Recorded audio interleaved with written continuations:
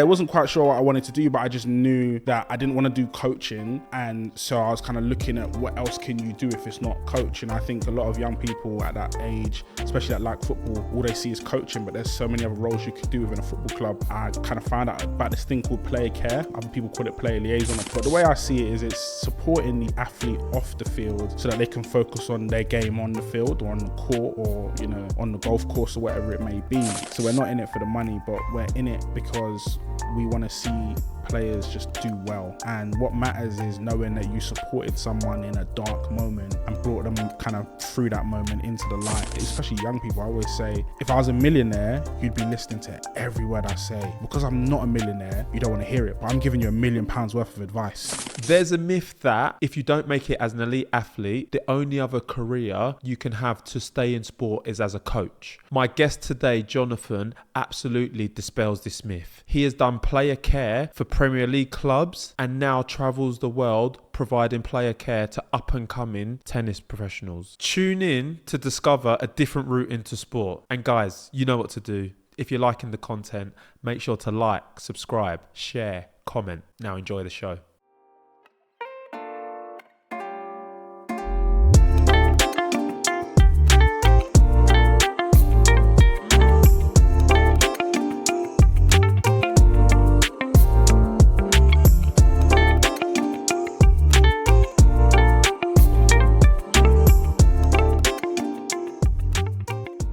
Hi guys, welcome to another episode of What My Best Friend Does, where we talk about what your best friends do. Because let's face it, nobody knows.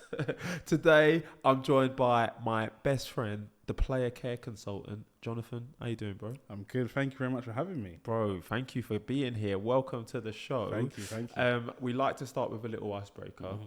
What did you want to be growing up? Do you know what's crazy? I wanted to be an IT consultant growing up. Okay. Don't ask me why. I just wanted to have my own IT company. Wanted to be an IT consultant, go around helping people fix stuff. Okay. That dream died quickly. You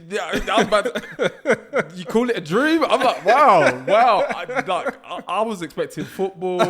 We had Spy the other week. Yeah. There's a first for everything on this podcast. Jonathan, you are special. I already know it. I love it. Okay, so you wanted to be an IT consultant. Yeah. You're now in player care. Mm-hmm. Let's go way back. Can you talk us through like your upbringing, your education, and how you've kind of got to this point? Yeah, grew up in a Caribbean household. Mum's from Barbados, dad's from Jamaica, and was just not educationally astute at all. Okay. Kind of was flopping in school, basically. And then kind of GCSEs came around, failed those miserably. Oh, wow. And obviously, as you do, you spend that whole summer crying your eyes out. Managed to kind of hustle my way into college, and from there kind of it was almost like the light bulb kind of flicked on, because I was now doing exactly what I wanted to do. I was studying sport and exercise. So you know, I was studying in Enfield College in North London, left there and went out to Hertfordshire and studied in Hertfordshire for 2 years, and then made it to university. Okay. So I was at St Mary's in Twickenham for the 3 years. What did you study? So I studied a joint honours degree, so health and exercise and physical and sport education. Okay. So once I did that, I was at kind of a crossroads. It was either go to Loughborough, which is the university I'd always wanted to go to, or stay at my university at the time, St Mary's, and study sports journalism. Okay. Decided to go to Loughborough, studied a master's in sport and business. Loved every minute of it, learnt so much, met some amazing people. And then when I left, I ended up working at a pupil referral unit. Oh, wow. So I was working with some bad kids. Yeah. There's some crazy moments. We had kind of a boy stabbed in the school. We had kids kind of from rival areas coming with machetes to the front gate. Wow. It was really crazy stuff. But I was there for about 6 months, and then I ended up at Chelsea Football Club working in their schools department. So I was working with about 3,000 kids, basically trying to help them achieve their goals. But while I was there, I always knew that I wanted a little bit more. I knew I wanted to be kind of in the mix of the sport in action. And I kind of found out about this thing called player care. Other people call it player liaison or player support. And I applied for countless amounts of jobs at countless amounts of clubs, got so many rejections, even applied for the role at Chelsea, got rejected.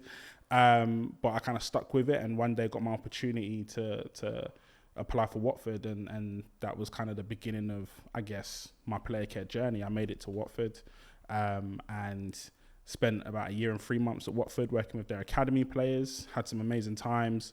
Got to see the world in part. Went to France for the first time. Went to Poland, places like that. And now, having left Watford over 1 year ago, I now work for the International Tennis Federation, where I look after 20,000 professional tennis players on a day-to-day basis. Wow. What an intro, can we just say? Let's take it back. You went to Loughborough.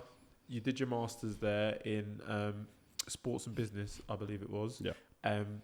When you're there, did you know like what the next step was? Like, had you started prepping? Because like you kind of just went over it, but like you did like people referral. Like that's like a big switch up. Like how did that kind of come about?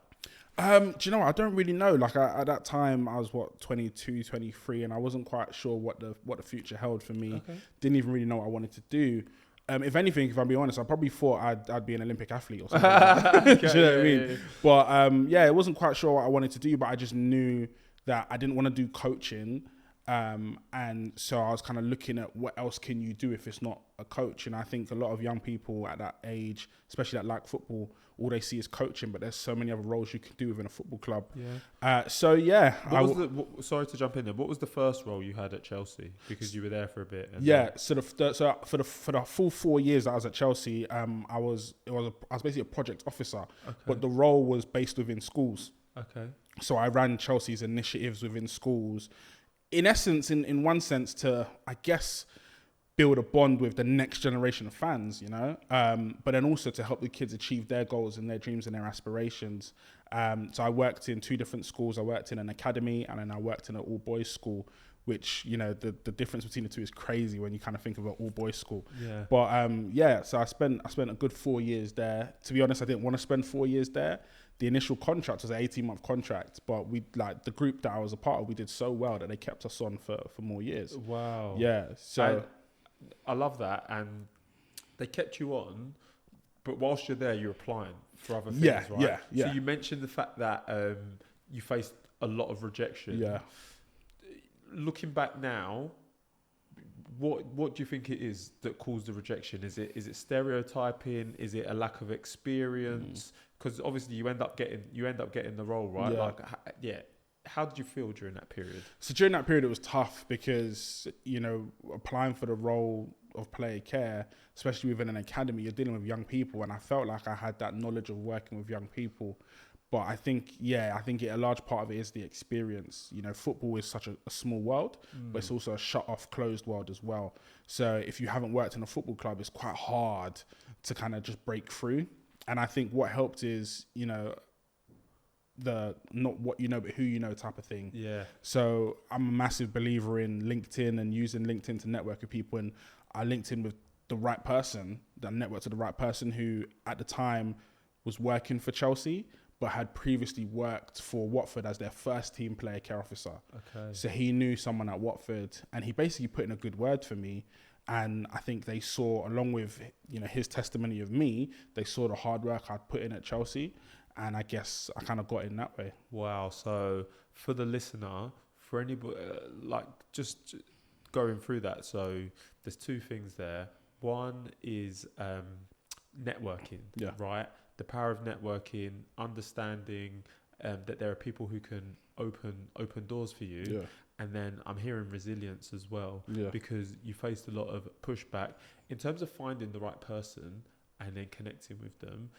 Like, did you just search player care? Were you connecting with everybody from Chelsea? So it's funny, like someone who I consider to be a mentor, one day he said to me, he's like, if people used LinkedIn the same way they used Instagram, they'd realize how much of a powerful tool it is.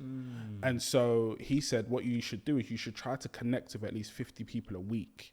So like on the train home from work, while I'm eating my dinner, before I go to bed, like I'm on the train to work, I'm just trying to connect with people. Yeah. And it wasn't a case of like trying to find the right individual. It was just I was having conversations with all types of people within the industry. People that had just got a job in player care, I wanted to find out how you did it. People who had been in there for 5 years, I want to find out how you did it.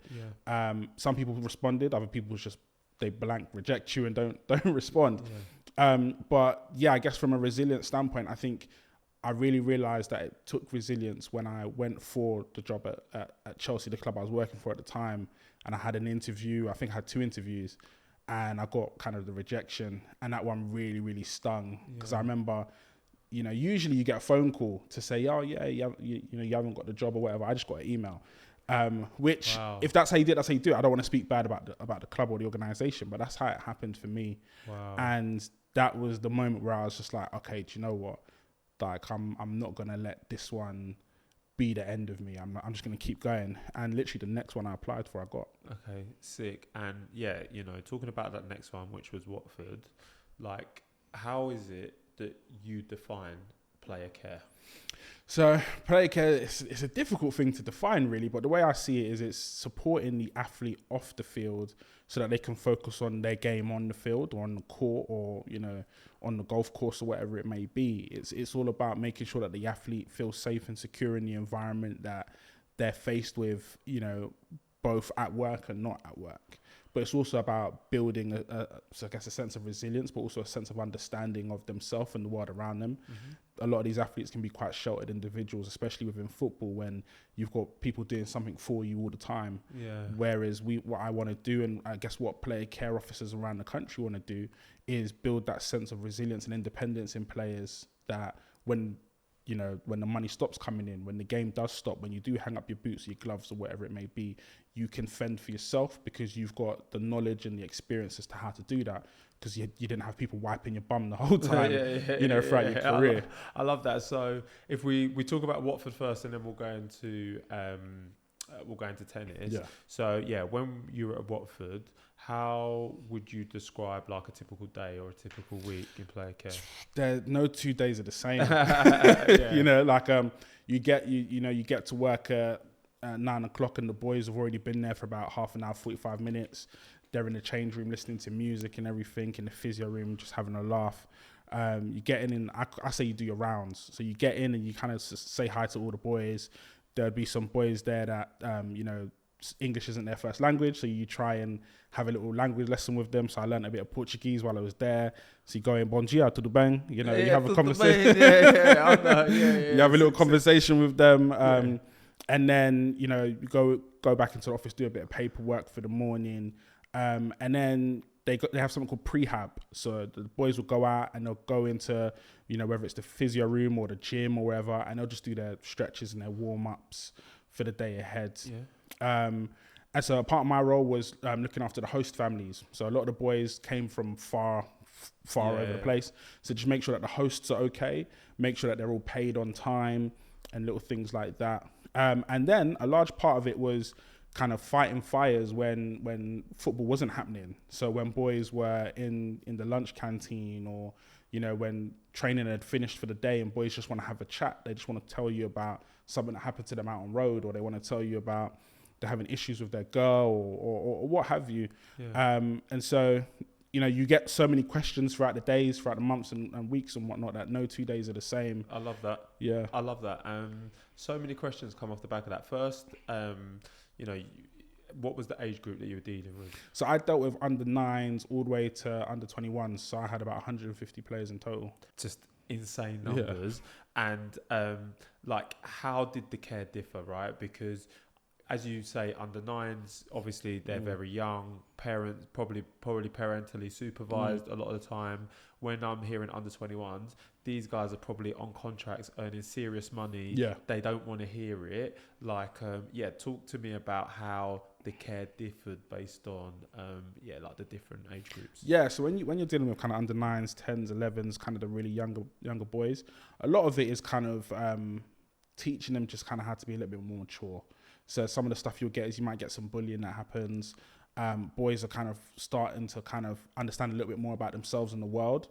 On the odd occasion, you might get a bit of kind of racist behavior, so to Wow. speak. Just because you got to remember, all the boys are coming from different families, and if dad or mum's watching the TV and Saka misses a penalty, Yeah. do you know what I mean? So you got to deal with some of that stuff. But then when you're dealing with kind of the under 18s, 19s, 21s, and that, you're getting boys that are getting their first contracts. You know, so you sign your contract on a Monday. I come back to work on a Tuesday or the Wednesday, and I'm seeing, you know, A classes, and I'm seeing BMWs in the parking lot, and I'm thinking, yeah, this is football, isn't it? Yeah. But with the older boys, you know, you're basically a dad. Do you know what I mean, or a big brother to them? Yeah. Because there's a lot of things that they haven't experienced yet. Because if you think to get to that point in your career where you now have a professional contract, that's stemming from when you were like 6 years old. Yeah. 6 years old, you were the best footballer in your school, and you signed a contract with Watford, and you're going kind of through the rounds, through the age groups. You go to secondary school, and you're probably the best looking boy. You're the fittest boy. You're the fastest boy in school. Do you know what I mean? So you're living a life where everyone adores you, where people worship you. You know, if you're not playing that week for the school team, they're like, why are you not playing? You know, people are kind of pandering to you. And so you have to kind of put the boys in their place sometimes and let them know that, look, I know you're the next big ticket, you're the next big thing, but you're also you bleed like the rest of us. 100%. You get injured like the rest of us, and your career can end like the rest of us. Do you know what I mean? So you have to put things into perspective, because not everyone, even with a pro contract, not all of them make it. Yeah, love that. And like as you've said that there's two things that have come out to me. One is like, are you involved in aftercare? Because this sounds like pre-care, like whilst they're there. And I know that, you know, I watched, I think it's South of the River, which was a documentary on BT Sport, and they spoke about like the need for increased aftercare. Does your role, or did your role constitute that as well? Or was that kind of a different team who would deal with those people that didn't end up making it? Yeah, so aftercare was my kind of burden to deal with as well. Oh, okay. Yeah, so the good thing is the Premier League kind of brought in a rule that boys that had left the club needed to be supported by the club they'd left for about 3 years, until they decided to leave football altogether, or they found a new club and it was someone else's responsibility to look after them. So I had boys who left the club injured, were injured for a year, 18 months, 2 years, and you still have to support them.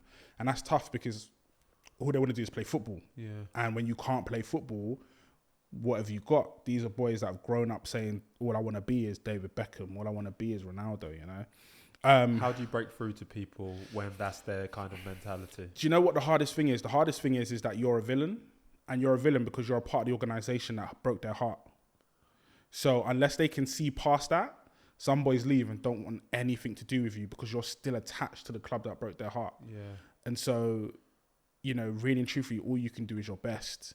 And if people don't want to answer the phone, if people don't want to come in for a chat or coffee, then they don't want to come in. I hear that. And as you were like talking about like the day-to-day, doing the rounds, this, that and other, like it sounded like you spent a lot of time with the boys. Like, is there like dedicated time where they're like, all right, this hour, a bit like school, is player care hour, where you ran like classes full with squads? Or was it just you're about, like you said, like the big brother giving advice, or is it a bit of both? So it's a bit both. We had what's called life skills workshops. So we had independent providers that came in and provided, you know, sexual health classes. They provided kind of drug awareness, gambling awareness classes. And then there was, you know, we had our own office. So boys would kind of dip in and dip out, and during lunchtime, and they'd have chats with us, and we'd crack jokes. And the space in general was meant to be a safe space for boys to feel relaxed, and they come in and talk about anything. You know, we had boys that would say, like, I'm not talking to my mum. I haven't been talking to her for 2 weeks. And, you know, we wouldn't sugarcoat it. We'd tell the truth. She gave birth to you, bro. What are you doing? Do you want to eat food? Like, come on, man. We chat on a real kind of basic level, because one thing that I believe in is that sometimes you have to tell the truth to these guys, because if they do make it, there are going to be people that are lying to them all the time. And I just want to be that person that, if they do come back or say, I need someone that's going to tell me the truth, they know where to find me. Yeah, I love it. This has been so real already. And then just like, like on that, like, I suppose my question is, like when players make it, or or they don't, like, do you see a change in their personality is the first question. Do you know what's funny? I mean, it depends on what we term as make it, because I think a lot of people say making it is, you know, you're playing for Tottenham or you're playing in the Premier League, you know, you're earning 10, 15, 20K a week. But, you know, I've just got a boy, Damani Hunter, shout out to Damani, that I spoke to today, and he's playing kind of the lower leagues, and he's like, but I love it. Do you know what I mean? I'm still living my dream. I might not be where I kind of could have been or wanted to be, but I'm living my dream. And so I think it depends on what making it is. I do see a difference, because a lot of boys, especially when it's injury, a lot of boys kind of are regretful or a bit vengeful because they feel like they were pushed back into the game too soon, or they felt like they didn't need the operation that they had or whatever. So it's difficult. I think it's dependent on the boys, the guy's mentality. But spending so much time with these kids, yeah, like, did mentality, and this is tough, like, to say, did mentality, like, play a part in some of these kids making it versus not making it? Because, you know, you mentioned being vengeful, etc. Like, was it mentality? Like, could you see those who were going to make it versus those who were not going to make it? Yeah, definitely. You can definitely see it, because those who make it, there's just a difference in their mindset. There's a difference in how they approach training. There's a difference in how they approach match preparation.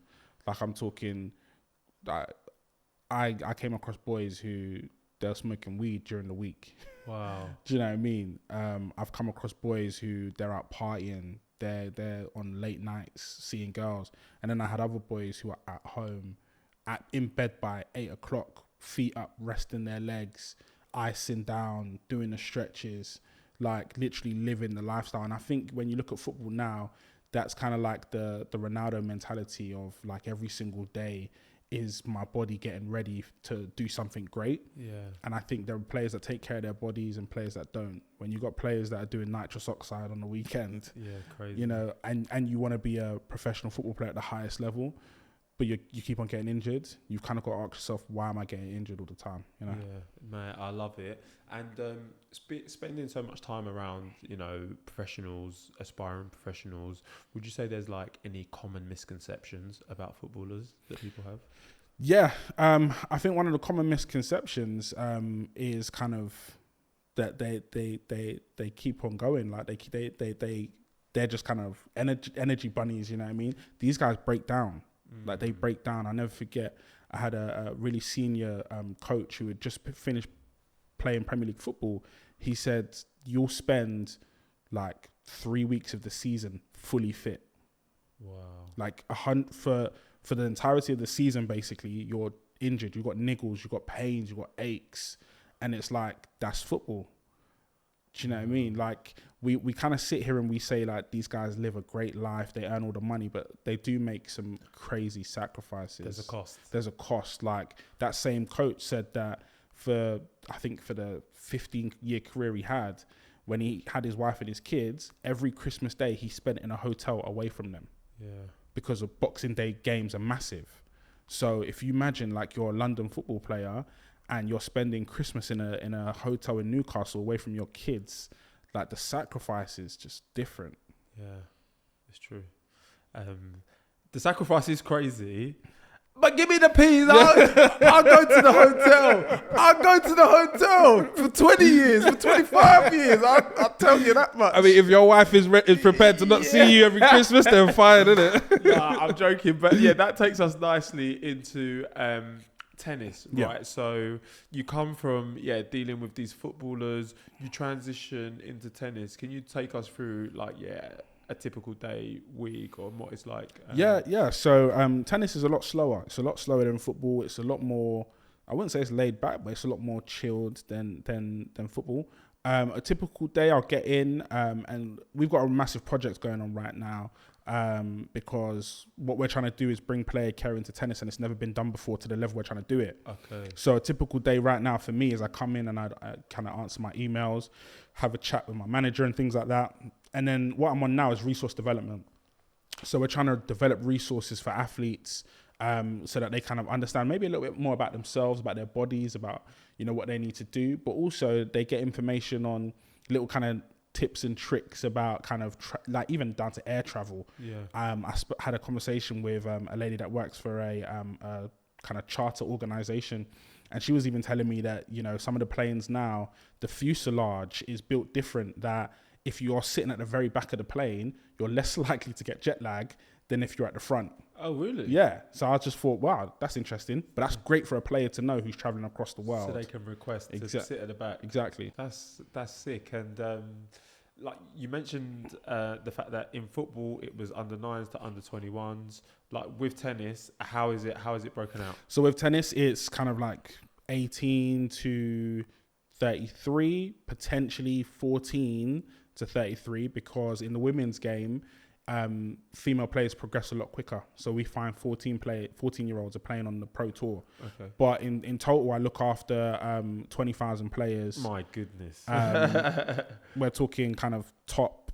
We're talking 250, ranked 250 all the way down. Okay, so it's not the best of the best. Not in that sense. They're still the best of the best. Yeah, it's yeah. like 250 upwards. When I hear that, I'm thinking, how are they professionals? Like, do they make a living playing tennis? So the difficult thing about tennis is that it's so hard to make a living. The players that I deal with, they're trying to get to that level where they're just breaking through. Do you know what I mean? And the prize money structure is quite crazy on the tour as well. A good film to watch if you haven't watched it is Challenger. Is that the new one with Zendaya? With Zendaya. So I've not seen it yet, but I definitely okay. So check that out, because you kind of, some of the stuff in there, it's real. Like it really happens. But yeah, it's the prize money structure. If you know, if we both went to a W15 tournament, which would pay you 15K, you're not getting that 15K. That 15K is split between 75% goes to the main draw, so the singles players, and then the remaining percentage goes to the doubles players. Wow. So now if you win a 15K tournament, you're looking at, as a singles player, you're coming out with maybe like $1,000. Huh? Yeah. And if you win a doubles tournament, you're coming out of 800, which has to be split between you and your doubles partner. So that's 400 each. And these tournaments are played over a week? These tournaments will be played over the course of like a week, 2 weeks. So that means that, and like, we've not even spoken about the fact that they need to pay for coaches. We've not even spoken about the fact that they need to pay for rackets. We've not even spoken about the fact they ain't secured that Adidas sponsorship yet. So they ain't got their kit. They got to provide that. They're earning $1,000 every 2 weeks. Yeah, we're talking about flights as well, accommodation, food. So, like, what does that do for a player's mental? So it's crazy, because it's a win for a player is so massive, because majority of tennis players will lose on tour. Yeah. Because that's just the nature of the game. It's you versus me, right? Yeah. But for their mentality, it does one of two things. What we find from research is that they just go harder. Do you know what I mean? It's just another reason to just grind out and try. You'll have players that are playing on the tour for you literally have players who will work a part-time job or go back home and work a full-time job for a month or 2 months, pick up the pay and use that pay to then go abroad and play more tennis. Wow. Come back and do the same thing. Because it's their dream. And how would you say, what is how does the tennis athlete differ from the football athlete? Because you mentioned the fact that some of the footballers, they're smoking weed, they're doing this, they're doing that. It sounds like these tennis players, they don't even look like they got money to do that. Yeah, so like, how does the interactions differ? Yeah, it's very different, because it's a very different sport. I mean, no offense to the football players, but a lot of things are done for them, aren't they? You know, you don't have to worry about travel because the club's got that sorted, unless you're going abroad on a holiday. Do you know what I mean? For these tennis players, they are individuals. They're self-employed. This is, unless you've got a team, this is you on your lonesome doing it all yourself. You know, you got to find the flights. You know, if you think a tennis player who's losing 6-4, 6-3 in that final set, their mind's not on winning this final set necessarily. Some players it will be, but some other players it's okay. So once I lose this, I need to go back to the hotel. I need to pack my bags and I need to head on the next flight out of here to the next tournament. Yeah. Some players will bring their bags to the tournament packed in case they lose, because they know from there I can head straight to the airport and pick up a flight. Like, tennis at this level is the wild, wild west, literally. And from what you can see, like, is enough being done to support those players? Obviously, you've been you've been hired. You've got these ongoing initiatives. Like, is it sustainable for these people 250 and above? It's a tough question as well. It's tough. Like, I mean, I'd say no, it's not sustainable. But then if it wasn't, we wouldn't have the game. Yeah. Do you know what I mean? And it's hard because it's almost like a pyramid system. Yeah. Like, you need those players. You need those players because those players then help produce Alcaraz, help produce, Coco Gauff. You know what I mean? You need that, which is sad because it means that, tennis, I always say tennis is, the 1% we see on TV isn't the real deal. You're seeing the best of the best. You're seeing the Adidas sponsorships, like you said. The 99% of tennis players are the ones that are really out there suffering, finding it hard. And those are the ones that my task is to support the 99 who don't get all the opportunities, but hopefully we can do something that provides an opportunity for them. Do you feel like the 6 months you spent in the people referral unit helped to prepare you well for the different types of athletes you've dealt with? Yeah, because I'm not surprised at anything I see now. Yeah. Like, I'm not surprised. Like, I've seen kids that, they leave the school and they're heading in these big flash cars because they're being sexually exploited. Like, wow. I've seen like a real deal happen in a community that's not too far from my own community. Do you know what I mean? And so now when I step into a football club or when I step in, into a tournament, a tennis tournament, and I hear some things that happen or go on the tours or in change rooms and stuff, like, I'm not really surprised because, I guess life is difficult for everybody. Do you know what I mean? Even if you're a football player, you're affected by the cost of living in some way. Even though you got the millions, you're still affected because things are more expensive. Everyone's basically trying to catch a bone, and I guess it's helped me, that experience, because now I know that I have to be innovative in how I support people. It can't just be, here's a resource, read it. It can't just be, pick up the phone and call this person. Like, you have to really put effort into supporting these people because, they're young football players that really need help. And there are grown men and women in their 30s who are struggling on an international tour. Like, you have to really be, you have to diversify how you support players. Okay. My next question, like, it sounds like you're so passionate about what you do and like you've obviously got a lot of experience. Is there like any qualifications to become like a professional player care consultant? Well, player care is like quite new to the industry. Hugo Schechter, who's kind of like, we kind of call him the player care guru. He devised a player care course. His organization is called the Player Care Group. Okay. And right now that's kind of like the gold standard of player care, and a lot of people are taking his course and they're getting player care opportunities in various different sports, but mainly football. And so there are university degrees now, there are master's degrees in player care, so there's a lot that's going out there now. But again, this is an industry that's within sport that's very young, but we can see that it's massive because you'll have Premier League coaches who talk about mental health support for players. And that's why we're here to support players. The Premier League put an initiative in that all academies, I think at category 1, 2 and 3, have to have a player care officer. So that's a large percentage of the 92 clubs in the whole football structure that have me in there now. Yeah, and is it just one person per club? Or? So no, it's some people. When I was at Watford, we had one person. It was just me. Chelsea, I think, have quite a few. Arsenal have quite a few. It depends on the size of the club. Okay. And you mentioned Hugo Schechter there. For anybody who's listening to this and they're like, oh my God, like, I don't have to be a coach. I can get into player care. Like, what would your key piece of advice for anybody considering like an alternative to coaching? My bits of advice would firstly kind of be to kind of network. That's how I got where I am. Network. LinkedIn is gold. It's the key. But I'd also say try and understand what your values are. And whenever you do have an interview or do get an opportunity to speak in front of a panel who are looking to select you for a job, ask them what the club's values are. Because I think it's really important that the two values match up. Because if they don't, it won't work. Player care is very people focused. And as people, we have our own beliefs and ideologies. And if your ideologies don't match up with the club or even with the manager's ideologies, then you're going to butt heads quite a bit. And, you know, you mentioned manager there. Like, football is a very volatile game, right? You know, we've seen Pochettino has just, like, shockingly left Chelsea. Yeah.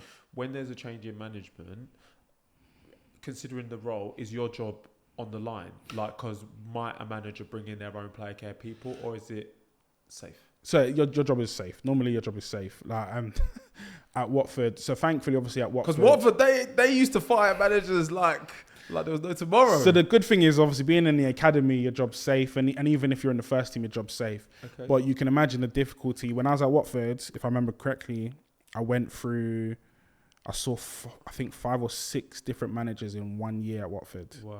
So you can imagine, and the problem, my job is safe, but the parameters of my job change slightly with each manager. Roy Hodgson, you know, he brought a couple of our boys up to the first team. You know, Slaven Bilic, he brought some boys to the first team. But then there are other coaches who, you know, youth development really isn't their thing, you know. So you're dealing with a lot more depression. Because boys don't feel like they've got an opportunity. Exactly. So, you know, even though you're kind of the building across from the first team, you're still affected in some type of way. Okay. And then my other question, like, you know, hopefully the people who are listening to this podcast, they're quite ambitious. Like, they get into player care. Maybe they want more than player care. Mm-hmm. Once you're in the club, is it easy to move between roles? And like how do you progress, I suppose would be the question. I know it's still new, so maybe it hasn't been forged yet, but just in case I mean progression is difficult because I think you know, in bigger clubs progression is probably a little bit easier, which is weird to say. Yeah. But you know, I think what I've seen people have more success in is going from one club to another. Okay. And finding success that way. Okay. You know, I know a couple of people that have been at, you know, lower league clubs, and then they've moved on to they've moved on to player care manager in the academy in another club. Okay. And, you know, I guess the closer you get to those types of positions, the general next step is to either kind of transition into first team football player care or women's football player care. Okay, sick. And you obviously deal with people from all backgrounds, like you've said. What would you say the most stressful part of being in player care is? The most stressful part of being in player care, from my experience, has definitely been it's funny, it's been dealing with boys from my own community, actually. Wow. And the reason being is because I know exactly the type of kind of traps that are out there for them. Yeah. And they fall into them time and time again. And it's difficult because you know exactly where they've been, you know exactly what they've done. And it's just trying to get them to understand, like, look, this pathway is not going to serve you any good. It's not going to help you. Yeah. But I guess the trappings of life out there are just too lucrative, too nice for them. But it's so crazy that you say that, because if you've made it to an academy, you're almost seeing the light at the end of the tunnel. So why is it, you know, that the kids look at those things as so shiny? Because I think football is good in a sense where it can take a boy away from his friends that aren't doing anything with their lives. Yeah. That's the good thing about football. But then the boys miss that because it's their boys, it's their friends. Yeah. And I always say to especially young people, I always say, like, if I was a millionaire, you'd be listening to every word I say. Because I'm not a millionaire, you don't want to hear it. But I'm giving you £1 million worth of advice, and that's the thing. Like, you can take the horse to the water, but you can't make it drink. You got so many phrases. I love it. We've spoken about what you consider the most stressful part to be. What would you say is the most rewarding aspect of player care? The most rewarding part is when you see the players succeed in tennis, in football. When you see them succeed, when you see them, you know, come back from a long injury and they score their first goal. Best thing I can give you is I had a player, Toby Adeyemo, and he was given his first league debut, his first league match by Slaven Bilic. Yeah. Toby was 17, came on with 60 minutes. I think we were playing Blackpool at the time. Ball goes, one of the players shoots, ball rebounds, Toby spins and shoots and scores. Wow. I think he became the 5th or 6th youngest Watford player to score in history. And that was just crazy because I got to see him kind of getting on the bus and going to the match. I got to see him on the field score, and then I got to chat to him hours later at 11 at night. Yeah. And he said to me, he's like, Jono, like, what have I just done? And I was like, bro, you made history, man. Yeah. Like, this is the beginning. And, you know, he was just at such a young age, at 17, I can't even imagine what I was doing. I was probably playing park football. Yeah. At 17, he's just scored in front of 20,000+ in the championship and won his team the game. Yeah.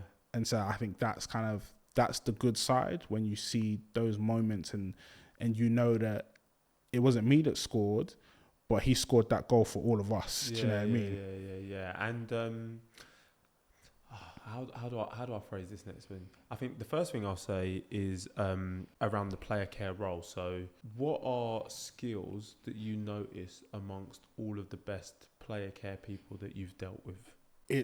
I think the best skill is kind of the empathy. You have this empathy for players, for athletes. You want to see them succeed. You want to make sure that they're well. That's the best skill that I've seen, because there are individuals who aren't empathetic, and you can see that the players don't take a liking to them, because the players want to feel like you genuinely care. And if you can show that you care about them, you know, we're not in it for the money. You know, player care isn't paying, you know, 100K a year, you know, so we're not in it for the money, but we're in it because we want to see players just do well. And what matters is knowing that you supported someone in a dark moment and brought them kind of through that moment into the light. And they went on, whether or not they stayed at your club or in your organization, they went on to do great things, and you were a part of that. Yeah. You mentioned there that, you know, player care people, they're not in it for the money. Do you feel like for people who are considering the role, that's a consideration they need to take? Like, do you feel like fairly compensated for what you do? I mean, it's just like any other role though, isn't it? Like I guess team operations managers can say the same thing. Are they fairly compensated for the role? Don't get me wrong. Do I feel like, you know, those support roles deserve to be paid more? Yeah, 100%. I'm not just saying it because, you know, I've been in that game. I'm saying it because, yeah, they do. There's value. There's value there. Right? Do you know what I mean? The £1 million advice. Like exactly. You said, like, how many players would have committed suicide or gone through real tragedy if it wasn't for a player care officer, manager, support staff in that club doing what they did to support that player? You know, so I definitely think that we should be compensated better. But at the end of the day, kind of the compensation isn't the kind of main thing. The main thing is making sure that players are just safe. I love that. And in terms of like success in player care, like how is it you're targeted? Like, you know, you've mentioned the fact they're saving lives, giving advice.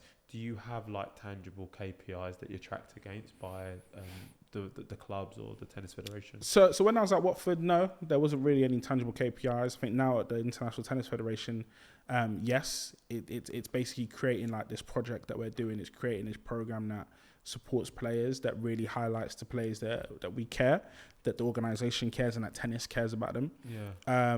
So yeah, the KPIs are kind of, you know, literally to kind of create a bank of resources to, you know, to do stuff like this, to get podcasts out there with players on them who are going to share their experiences, to set up a mental health 24/7 mental health service line. These are kind of like the KPIs that we're looking at, and you know, we started a year ago, and we're kind of making steady progress. But time will tell. But yeah, those are kind of what we're looking at. Yeah, I love it. Would you say you've got a good work-life balance with what you do? Player care sounds pretty 24/7. Because they could call you. You mentioned he called you at 11 o'clock at night. Yeah. My work phone would be off. You ain't calling me at 11. So do you know what? Yeah, football. There's never a day off in football. That's what you always hear when you get into football. There's never a day off. And so when I was in football, it was literally 24/7. I remember there was an incident that I had to deal with some coaches, and it's me going from, you know, where I live in North London, driving to St Albans at kind of 11 at night to sort out this issue. Didn't get home until like 1 a.m. the next night. The good thing is my manager gave me the next day off. So that was nice. But the work-life balance in football is difficult because you're traveling all the time. You're traveling weekly. If you're a massive part or fixture in the team, you're traveling everywhere with the players, traveling abroad as well. But again, from the end of May till kind of August, you kind of got time off. You're chilling really. Tennis, it's not as kind of day to day as football is. It's more for me right now. My current role is to travel. I travel an hour in the morning to work, but I travel 2 hours home. So the travel kind of eats at me. But then there are opportunities to chill out and to relax, and it goes in peaks and troughs. So there are really busy times. Like right now is the busiest time because we've got the French Open, the Olympics, we've got Wimbledon coming up. But then after Wimbledon, it kind of slows down before the US Open. And during these busy times, what is it specifically that keeps you up? Is it, oh my God, we've got so many people who are getting knocked out and they're depressed? Like, what is it that your focus is during all of these key tournaments? So I think it's mainly the focus throughout the year. The focus throughout the year is making sure that players are supported. Okay. So even like during Christmas times where it's quiet, players still need to be supported. The players just don't stop thinking about tennis. Everything they do is tennis related, and sometimes we want to take them away from that and just let them understand that tennis isn't the be all and end all. You can't die for the sport, because you are a number. You're one of 20,000 that we deal with on the World Tennis Tour. You mentioned the fact that at Watford you did the rounds. How do you do the rounds at tennis? Is it phone calls? Yeah, so it's phone calls, but again, you can't call 20,000 people. I don't even know 1,000 people. You know what I mean? It's a lot harder. It's when information comes to you about players that are in distress, you deal with it that way. Okay. It's checking in on players that have just gone through a difficult situation and are out the other end. Okay. You have conversations with them, but in essence, it's making yourself available to everybody. We're not at that point yet where I've got even 2,000 people calling me yet. We're still quite under wraps of what we're trying to do, because we want to phase it in slowly. Yeah. But we do know a time will come where there'll be not just me in the department, there'll be 4, 5, 6 of me doing the same job in different areas, because that's what will be needed. That's it. And I feel like a question that the listener will have, it might sound silly, but I'm going to ask it anyway. Sure. Do you need to have either a knowledge or the ability in the sport where you're offering player care? So, do you need to be good at football? Do you need to be good at tennis? Do you need to have knowledge? Like, could you get the job if you didn't know who Alcaraz was, as an example? Yeah.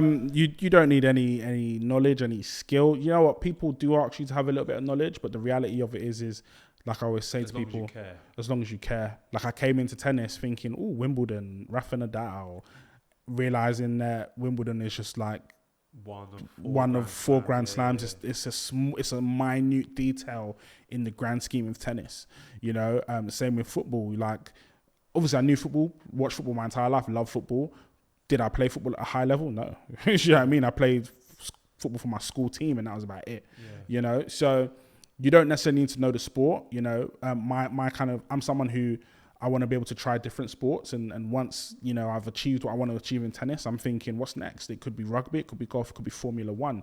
Haven't got a clue about those sports, but at the end of the day, it's my experience working with an athlete. That's the most important thing. My love for helping athletes, that's the key thing. The experience is an add-on. Knowing about a scrum in rugby is an add-on, but does knowing about a scrum make me a better player care officer? No, it doesn't. As you talk about player care, do you think you could go from player care into performance coaching? Yeah, I think you could. I think there you'd need some knowledge and some skill involved in that, because I think that game is very different to player care. Okay. My side of player care, yes, we're looking at the athlete, but we're looking at performance lifestyle. So how your lifestyle can contribute to your performance. Okay. But I think, if you're looking at solely performance, I think you do need to have that education and that awareness around that. Yeah, okay, I love that. 20,000 tennis players is an insane amount. I couldn't picture 20,000 people in this building. Do you have any productivity hacks? How do you remain productive? the key thing for me is, I've come from a work life where I was up on my feet a lot. I was clocking in like 30,000 steps at Watford. Yeah. And I'm now at a point where I'm clocking up like 5,000 because I'm sat at a desk.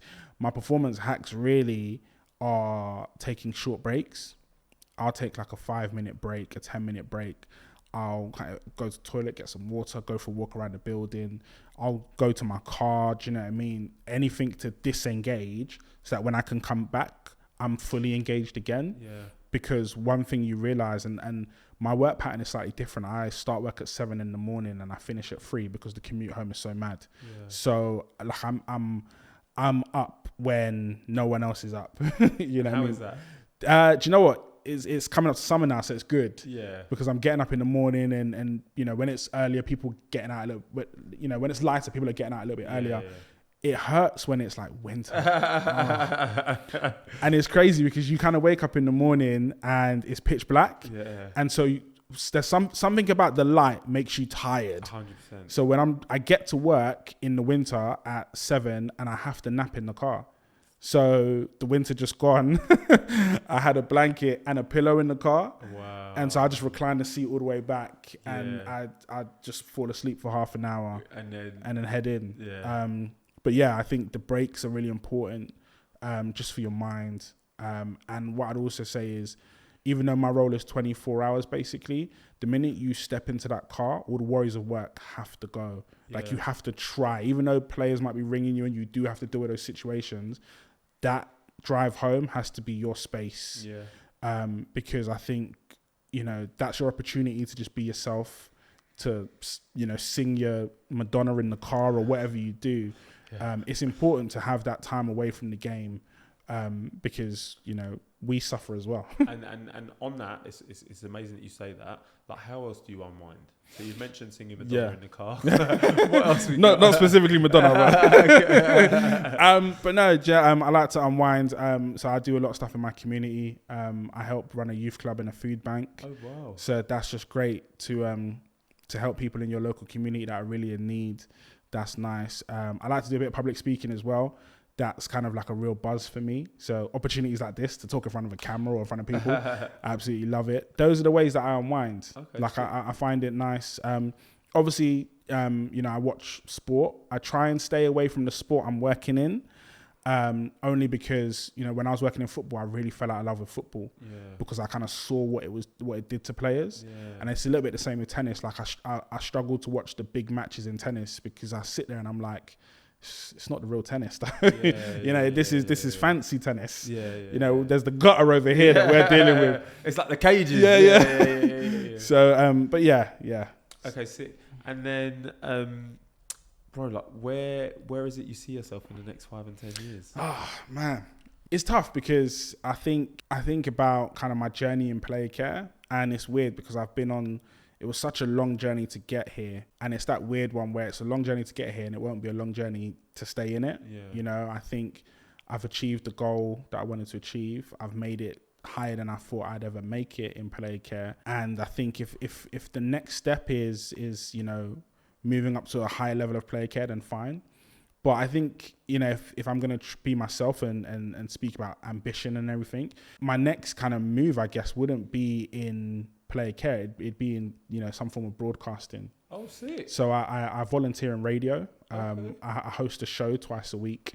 And so my dream, remember when I said when I was at Loughborough, before I got to Loughborough, it was going to Loughborough or sports journalism. Yeah. That sports journalism itch has to be scratched, So I'm kind of ripping up the rule book here, really, kind of putting away the degree and potentially focusing on something else in the near future. Oh, bro, you got to. Yeah. Bro, like, do what makes you happy, bro, because that's what you'll be able to do for longest. Exactly. I know, talking to you off camera as well, you mentioned the fact that in your spare time you've got like a mental health podcast. Yeah. Do you want to just like talk a little bit about that? Yeah. I can't really plug it because I've been lazy with it, obviously. But yeah, the main focus is called The Other Side.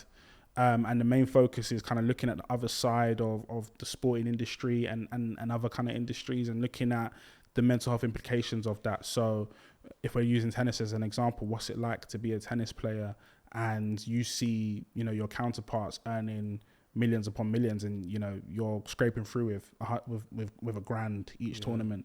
You know, looking at the mental health side of dealing with being a GP, and you know we're hearing kind of junior doctor strikes again. You know, dealing with the implications of those things and running your own business and things like that. So that sounds sick. Yeah. So please pick that back up so I can listen, bro. Sure. But this has been such a sick conversation. Before we get into the quick fire round, just any final bits of advice for the listener that you feel like you want to impart? Do you know what? So it's funny. Like I thought about this question because I was like, I know you're gonna bring this up. So let me think about it.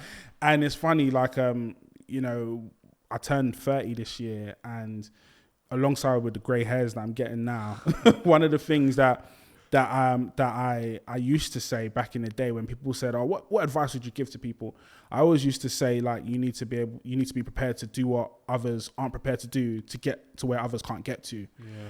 And as I've grown up, I've realized something that, you know, we live in a society where everything has to be about power, strength, bully your opponent, and sometimes we need to take a step back and just be grateful. So what I say on my radio show when I close it out every single week, I say, if you woke up this morning, you've got something to be grateful for. And I always think, and we always hear, that the richest place on the planet is the graveyard, because that's where everyone's dreams, aspirations, hopes, the cures for cancer, etc. went to die.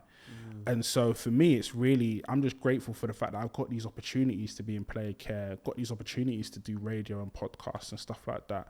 So that's my biggest advice to people. Like, if you wake up in the morning, just be grateful for the fact that you can try all over again. You see the empathy there. You can see why he's good. You can see why he's good at player care.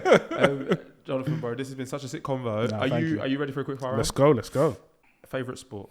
Track and field. Work with rookies or work with vets? Rookies. Money or happiness? Happiness. Would you rather handle a stressful or routine task? Stressful task. Work from home or work from the office? Work from home, I won't lie. Team unity or player satisfaction? Team unity. Yeah. Would you rather travel to the past or future? To the past. Who has it easier, men or women? Men have it easier all day long. Yeah. And then finally, dream dinner guest. Yeah, Sit back in the chair for that one. Dream dinner, because you know there's a few. Who came to mind first as I said it? I won't lie, Jesus. Okay, hey, Jesus, take the wheel. I won't lie. I love it. No, bro, I love it. And fun fact, you're not the first person to say it. Oh, really? Although the last person who said it by mistake. She was like, Jesus. I was like, oh, there it is. It's Jesus. No, Jonathan, this has been such a sick conversation. We do have a closing tradition on this podcast. Knowing everything you know now, what advice would you give your younger self, and would you still be doing the same thing? Knowing what I know now, the advice I'd give my younger self would probably be keep trying. You know, like I said, I went through that period where I was trying for jobs left, right, and centre and couldn't get anywhere. In even education in secondary school and primary age, just keep trying. You know, because you'll find it. You know, you'll mature, you'll find it, and when you find it, you'll absolutely love it. And yeah, knowing what I know now, I'd go the same route all over again. I'd go through the heartache, the pain. I wouldn't change anything, because I'm a firm believer if you change something, I guess it's almost like a movie sci-fi type of thing. Yeah. Back to the Future type. If you change something, you just don't know that little fork in the road, you don't know what happens if you change it. And you're grateful for where you are. And I'm grateful for being here. Oh, Jonathan, bro. Do you want to plug any socials? Nah, do you know what? Apart from my LinkedIn, Jonathan Reid, that's it. But I know there's quite a few Jonathan Reids out there, so you got to be careful. Yeah, there is. We've got a funny story about that, but we'll save that for another episode. Jonathan, this has been such a sick conversation, and to the listener, if you've made it this far, you know what to do. Like, subscribe, share, comment. Let us know who you want to hear from. I know you didn't know you was going to hear from a player care consultant, but look, I did it. I keep pulling it out the bag. This has been another episode of What My Best Friend Does. If you didn't know, now you know. Over and out.